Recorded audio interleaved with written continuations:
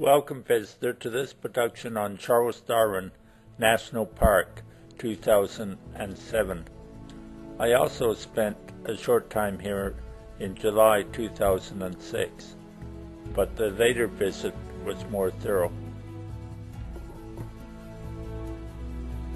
I spent a month in September 2007 in the Hidden Valley Caravan Park, and with an electric wheelchair, I traveled on the Palmerston-Darwin cycle route into town, passing the Army and RAF bases on the way.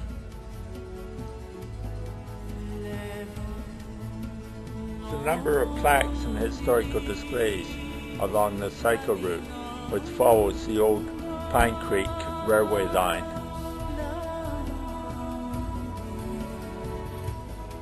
This one celebrates the 2nd 14th Field Regiment, which came to Darwin during the 1940s to protect Northern Australia.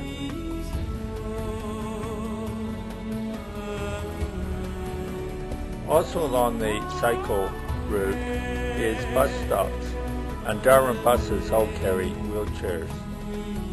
They're also well illustrated with artwork done by local artists.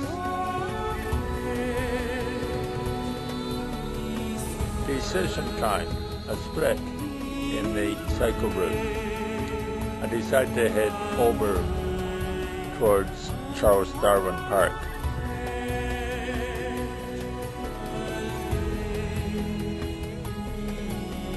Another interesting thing along the cycle route is remains of the old water pipeline.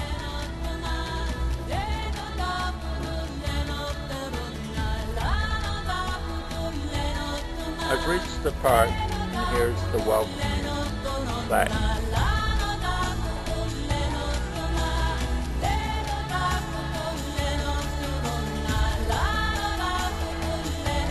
The park is actually an old bomb storage area from World War II, which was used until the mid-1980s. It protects the wetlands and provides a magnificent view of the central business district of Darwin.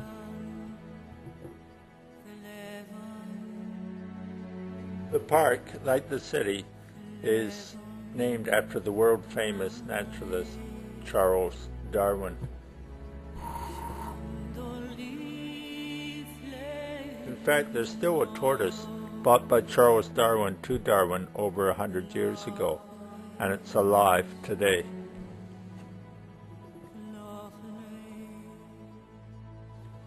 This park brochure tells me that the park protects areas of natural and cultural significance, protects the wetlands. Port Darwin's recognized as a nationally significant wetland because of its size, 48 square kilometers. The park lies on Francis Bay in Port Darwin, and includes the western banks of Saggroves Creek, Rycard Creek, and part of Blessers Creek.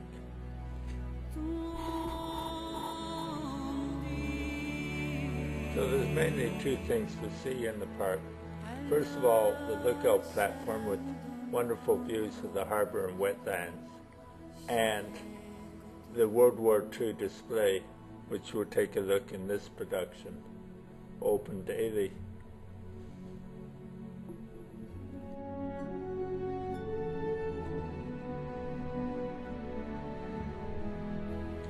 Here's the view of the central business district of Darwin, taken from the lookout tower. They're quite elevated over the harbor, so the view is really very good.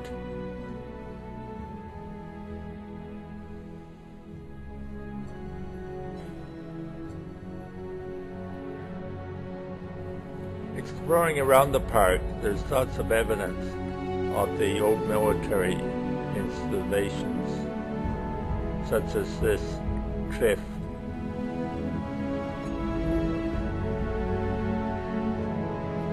And these old staircases leading nowhere with the buildings long gone. Some of the buildings have been condemned because of asbestosis or asbestos.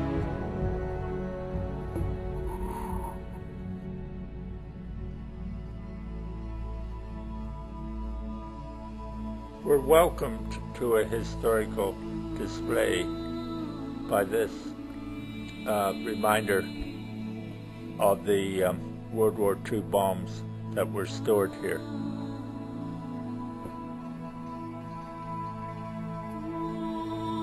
There's 15 or 20 or who knows, even more maybe, old bunkers well spaced out, but only one or two have displays.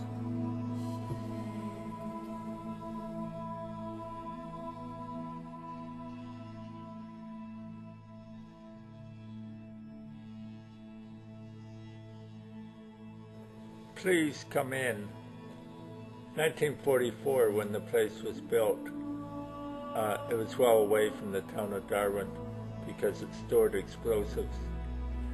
This place was dangerous, secret, and off limits to civilians.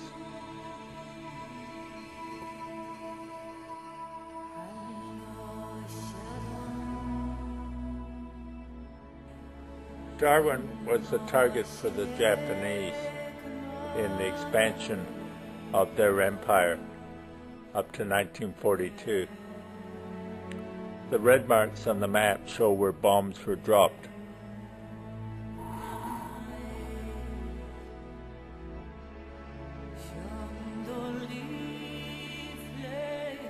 February 19, 1942.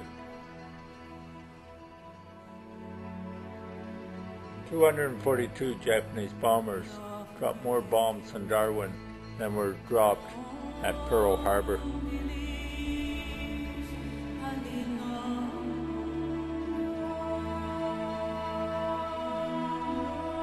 Destruction caused by the bombers was pretty complete in areas. The extent of the Japanese Empire in December 1941.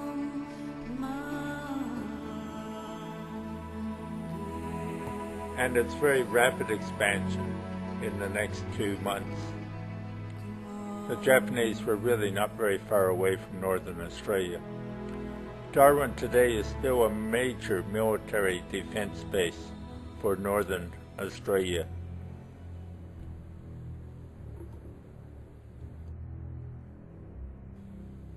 Working with explosives and a poster saying that firearms kill the enemy, not your friends.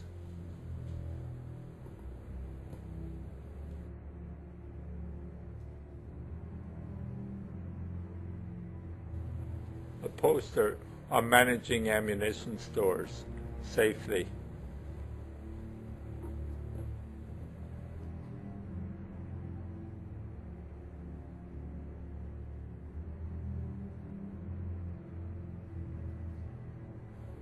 November 1943, checking 1,000-pound bombs in the bulk underground storage.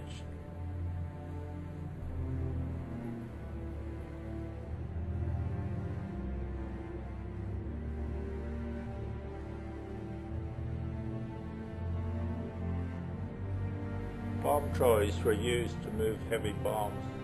They carried 1,000-pound bombs like these, as well as 250 and 500-pound bombs.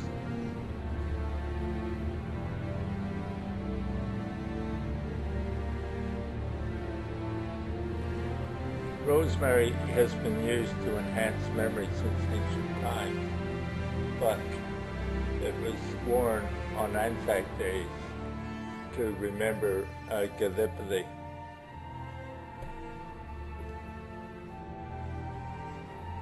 People who were planning Darwin's future in the 1940s had absolutely no idea of what the city would be like today.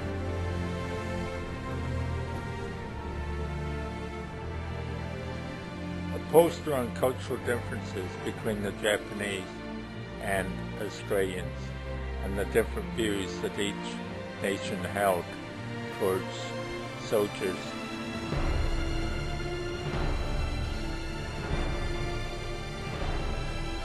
This poster outlines the use of this area since the 1940s. It was to continue in use until the bombs were moved to the new military bases during the mid-80s. Thanks for joining me, dear visitor, on this visit to Charles Darwin National Park in the Northern Territory. I hope you have a great day.